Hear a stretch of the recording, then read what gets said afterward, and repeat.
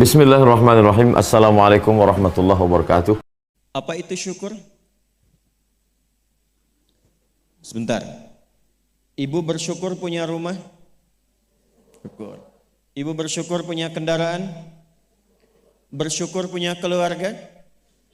Ada suami, ada anak-anak, bersyukur? Baik. Yakin? Bersyukur diberikan pakaian? Yakin? Masa. Nah, sekarang apa itu syukur? Syukur itu pelan-pelan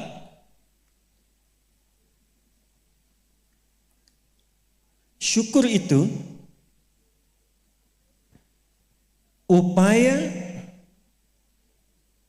menggunakan semua nikmat yang Allah titipkan, upaya menggunakan semua nikmat yang Allah titipkan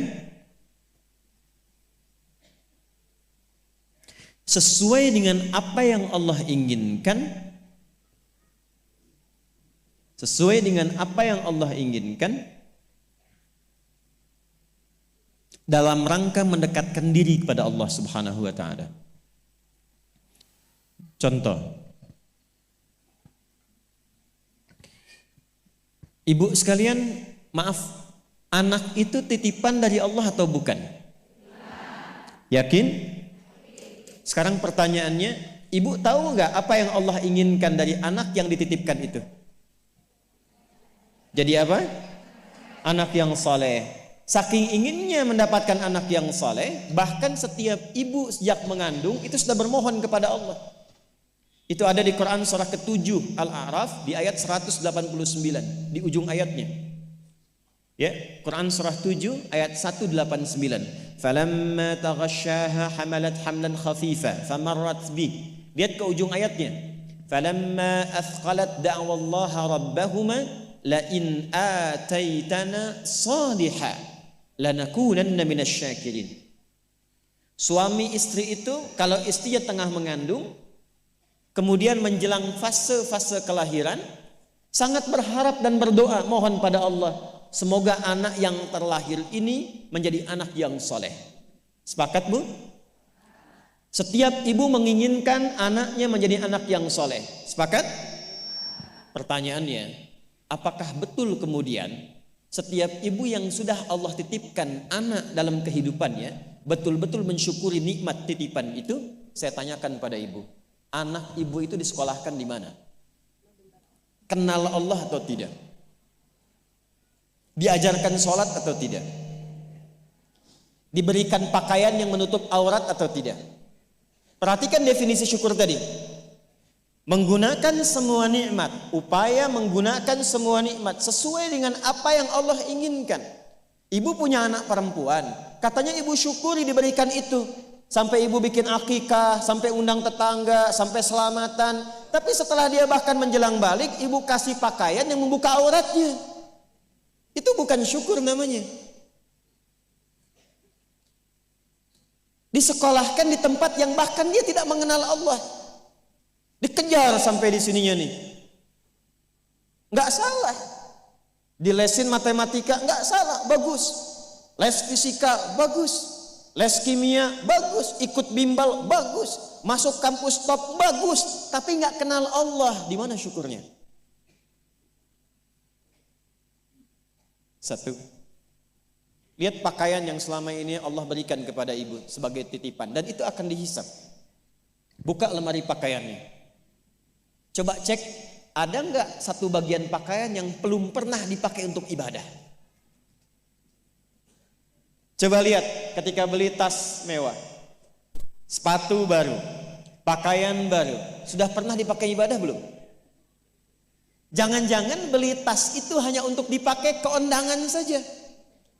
Jadi ketika manusia mengundang, beli yang baru. Kenapa ketika Allah yang mengundang 5 kali dalam sehari, bahkan untuk memberikan solusi kehidupan, yang baru itu nggak pernah dipakai? Oh, kenapa pada diam? Satu, berasa ya? Satu. Jadi di titik ini Terkadang ada orang yang menuntut dari Allah kenyamanan hidup, ketenangan, kedamaian, tapi ketika Allah memberikan apa yang diinginkan, tidak menggunakan nikmat itu yang membuat dia damai. Tidak menggunakan titipan itu yang membuat dia tenang dalam kehidupan. Karena itu saya ingin memulai dengan mengajak kita semua, ayo kita lihat lagi apa saja titipan Allah yang telah dititipkan dalam kehidupan ibu dan bapak yang ada di luar saat ini sampai dengan detik ini. Kalau ingin mendapatkan ketenangan di dunianya, ketenangan di alam kuburnya, sampai pulang ke akhirat nanti, maka pastikan berusahalah untuk menjadi golongan yang sedikit itu. Gunakan semua nikmat itu pada hal yang Allah inginkan. Jika itu sudah dilakukan, saya berikan rahasia. Ini antara kita saja. Coba ibu buka surat ketiga. Belakang kedengeran kan? Alhamdulillah. Belakang kedengeran? Tidak. Kok bisa jawab? Surah 3 ayat 35 sampai 37. Quran surah 3 35 sampai 37. Sudah?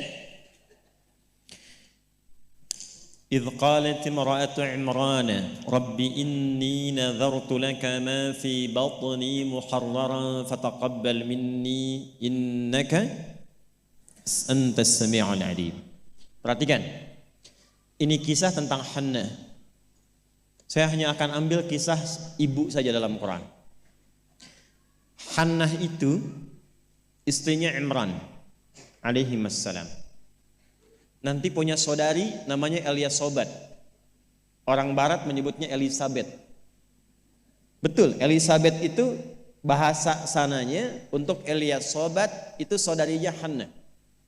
Nanti nikahnya Elizabeth dengan Nabi Zakaria. Hannah nikahnya dengan Imran.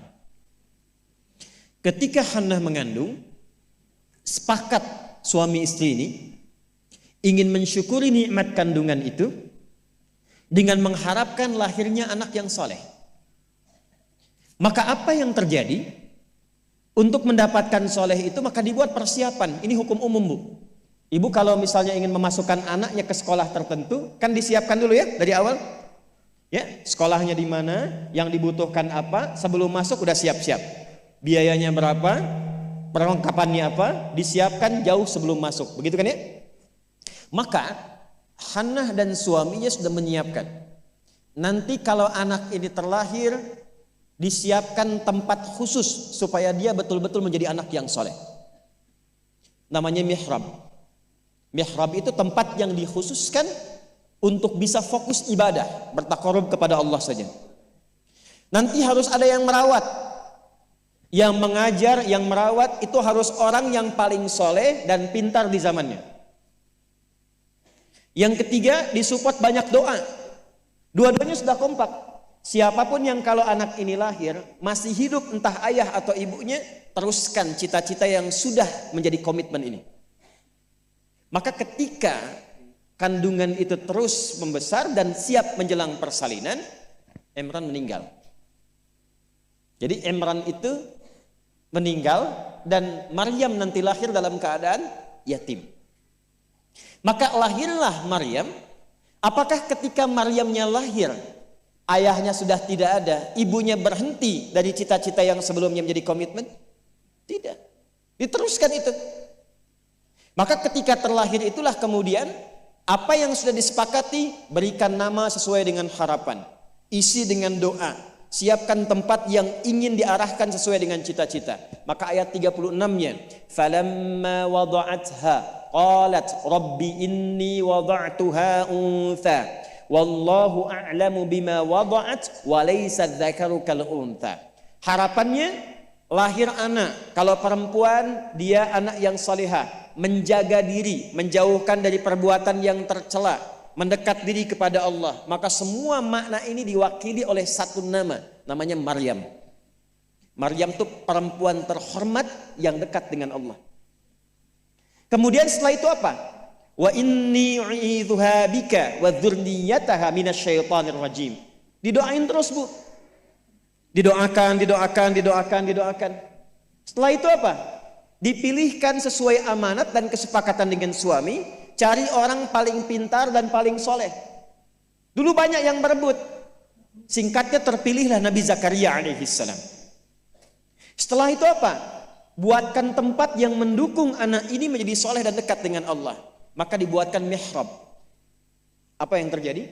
Ketika mihrabnya sudah siap, yang mendidiknya sudah siap, doanya mengalir, namanya sesuai dengan harapan, maka orang tua itu tidak sulit lagi untuk merawatnya. Setelah itu Allah yang berkenan memperhatikan sampai tumbuh dewasanya. Perhatikan ayat 37-nya. Fataqabbalaha rabbuha biqabulin hasanin wa ambataha nabatan hasana wa kaffalaha Zakaria. Satu, Zakariyanya ada. Kullama dakhala 'alaiha Zakaria al-mihrab. Dua. Wajada 'indaha rizqa. Qala ya Maryamu anna laki hadha? Qalat huwa min 'indillah. Innallaha yarzuqu man yasha bighairi hisab. Jadi doanya sudah, namanya sudah, yang mendidiknya sudah, tempatnya sudah. Kalau itu 4 terpenuhi, kata Allah, kamu hei Hannah, gak usah lelah lagi merawat anakmu itu. Biarkan aku dengan kehendakku yang memudahkan semua perawatan anakmu sampai tumbuh dewasa. Demi Allah, Bu, setiap butuh apapun, orang tuanya tidak susah. Setiap akan diantar makanan, makanan sudah ada. Mau diantar pakaian, pakaian sudah ada. Dan semua pertumbuhannya langsung diperhatikan oleh Allah.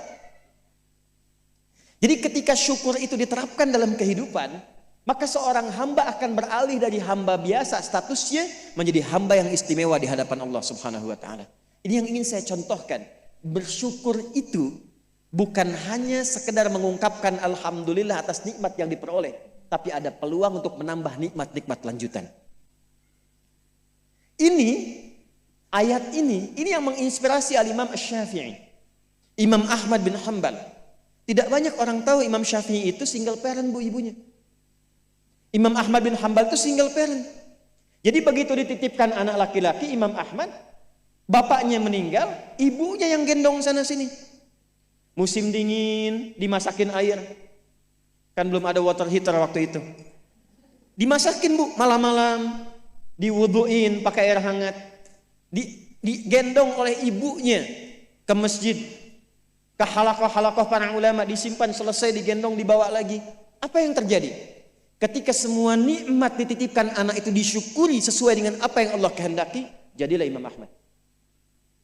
Ibu kenal Imam Al-Bukhari? Ayo bilang kenal. Ini juga sama, single parent. Bahkan lebih dahsyat lagi, Imam Al-Bukhari itu saat lahir ayahnya meninggal, usia 2 tahun, matanya buta. Dan dokter mengatakan pada masa itu ini buta permanen, gak akan sembuh. Apa yang menjadikan kemudian matanya sembuh sampai jadi orang paling hebat di zamannya dan melahirkan karya besar Sahih Al-Bukhari. Wa qalilun min ibadiyasy syakur. Ibunya. Jadi betul-betul mensyukuri nikmat diberikan seorang anak, dititipkan seorang anak. Jadi nggak pernah lihat, Bu. Jangan lihat kata orang, ini anak si fulan, misalnya si fulana ini kurang begini, anak si fulana autis, anak si fulana begini, nggak ada. Nggak ada satu anak pun terlahir yang tidak punya keistimewaan, itu tidak ada. Tanamkan pada hati yang paling dalam. Dalam kondisi apapun Allah menitipkan anak pada ibu, itu ada keistimewaan di dalamnya yang menyempurnakan kebahagiaan dalam rumah tangga. Pernah ada seorang ibu sedih karena begitu terlahir anaknya divonis lumpuh otak, cerebral palsy, lumpuh otak. Saya katakan, hei, belum tentu itu jadi kekurangan. Boleh jadi Allah titipkan satu kelebihan di balik anak itu yang belum terbuka sekarang. Coba bacain Quran terus. Dibacakan Quran, bacain Quran, bacain Quran. Begitu anak itu mulai bisa bicara, yang keluar Quran. Begitu dicek oleh seorang ustadz, ternyata anak itu sudah hafal Quran 30 juz. 30 juz. Dan barakah anak itu yang kemudian membawa si ibu jadi keliling-keliling. haji, umrah, ke satu tempat yang tidak pernah dikunjungi sebelumnya, bertemu dengan orang hebat yang tidak pernah dibayangkan sebelumnya. Ternyata lewat wasilah anak itu. Disyukur itu membahagiakan. Itulah syukur. Syukur itu dampaknya banyak, Bu. Dia nggak akan tertinggal, dunia dapat, akhirat juga diraih.